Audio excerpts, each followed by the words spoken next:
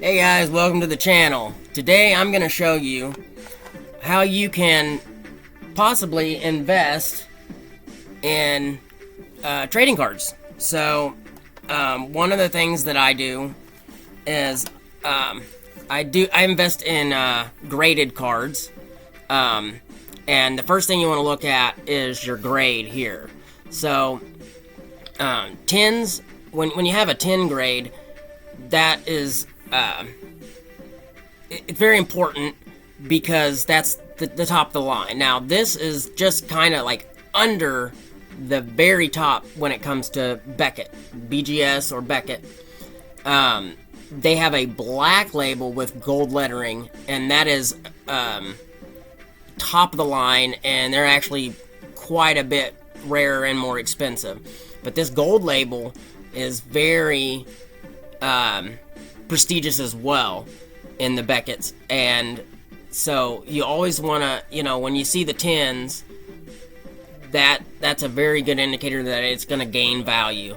Another thing is knowing which cards to invest in. So I invested in this card because One Piece, it's a very popular anime show, and then on top of that, it's a somewhat newer card game, and I just see potential in this card game becoming more and more popular.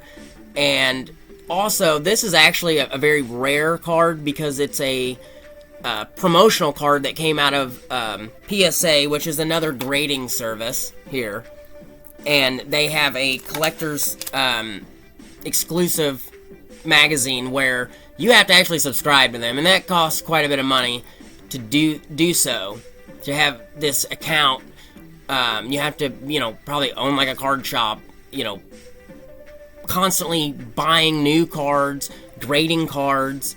So, and then with it being this gold label 10, and I'm just going to show you when I got this in July of this year, and now it is December. So when I bought this, I paid $220 for this. Now the market value is up to $371. So I didn't buy this to resell at this moment. I bought this to hold on to for a while because it's going to gain value, especially with it being a 10. So the next thing, when you invest in like Pokemon, shout out to Ruben, Truman. I know you guys love Pokemon now, and I'll start with this one here, because we know Ruben loves the Charizard. Now this is what's called base set 2, so it's got that 2 there. That means it's actually about, I think, like third print run, because you have the first editions, then the regular, and then the base set 2, which came out later. Same artwork. And this is an 8. So the thing about Pokemon is I don't really invest in new cards. I don't open packs because they overprint. The value goes down very quickly. They're out of production, been out of production for over 20 years. So they're not printing anymore. They're not going, so this can only go up in value. I paid $300 for this, and now it is valued at $461. And that was back in July. This is December. So, yeah. Alright. On to the next. I'm going to show you this card because, Ruben, you know about this. There's the first edition symbol. And then there's no shadowing. So, Charizard, you can see that dark line here, it's shadowed. So, this is the very first print run of this card. That's why it's first edition, no shadow. And you can even see it's got stars and it's lighter. So, this is only a PSA 5, but I love the card. And actually, Since July, I paid $200 for this. It has gone up to $320. Now, I invested in this card because I really like this card. It's also a PSA 5. This is a Shining Raichu. And it's very popular. So, know your Pokemon. Know what kind of cards, if you're going to invest in Pokemon, you need to really get into the hobby and really research and find out what Pokemon people like, what kinds, the Shining Pokemon. This is a very, very collectible thing. People love the Shining Pokemon.